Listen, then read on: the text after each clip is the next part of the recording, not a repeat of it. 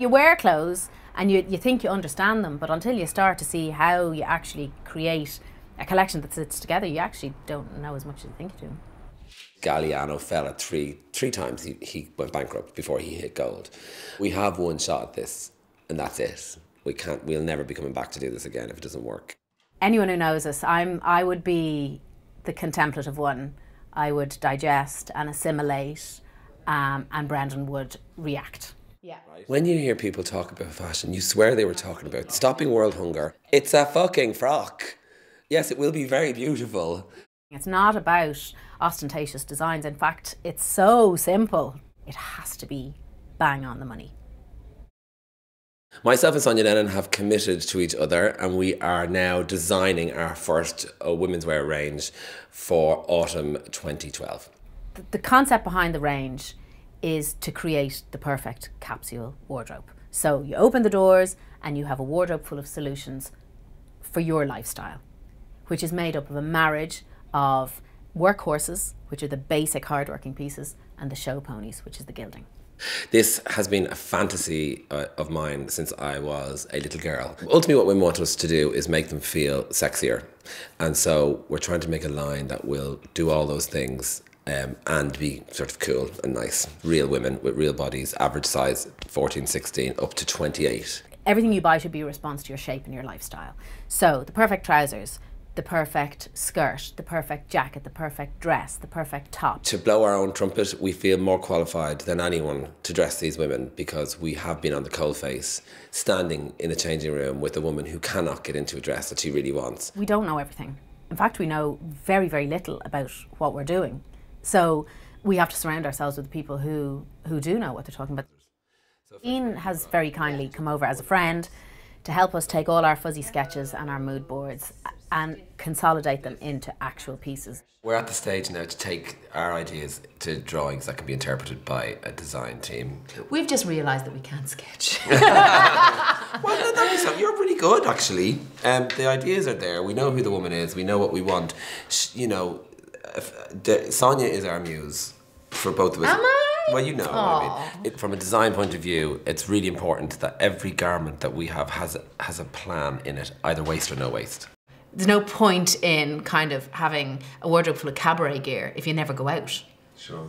Or, you know... Harsh.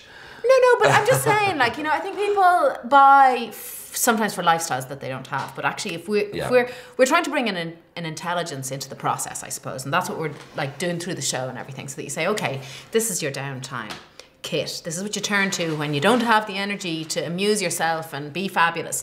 This is the staple. That's the concept. It has an ethos and a thinking behind it, which is basically some women think they have a waist, some women don't, some people feel better about their figure someday. So everything will have options. One dress, three ways. Yes. Well, no, it is. I mean, you have to think about what are your options with this garment. If I buy this garment and spend my hard-earned on it, what can it do for me? Right. So you know talk, you draw. Love you, dear. Love you, darling. You want to watch that. You keep doing that and then it becomes something. Yeah. I love the idea that it's a navy dress with a black belt as well. I'd like a pocket.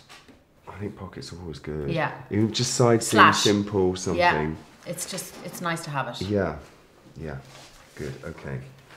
Honestly, no, I don't think they have any clue how hard it is actually in the game. I think it's extremely challenging, and they've got a lot of work.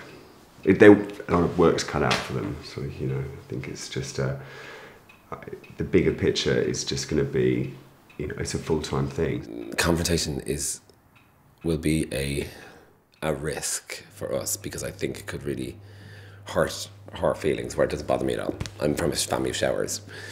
And ironically, she tends to dominate me because of that.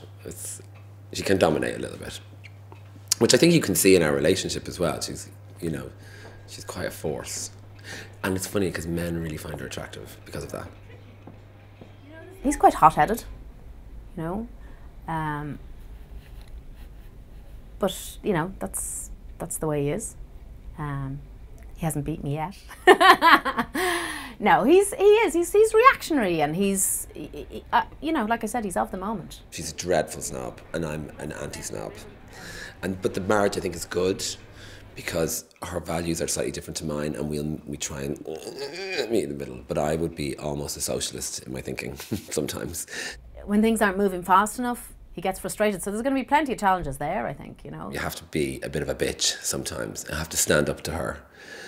And we've only ever had one fight, and it was a fucking huge fight, and it was only one. Sonya sometimes doesn't always listen, and she'll have an idea in her head, and she'll tunnel vision, and so your impact, you have to really chip away at her sometimes, and sometimes she just doesn't listen. My family life and my kids, they're why I'm doing this, you know, to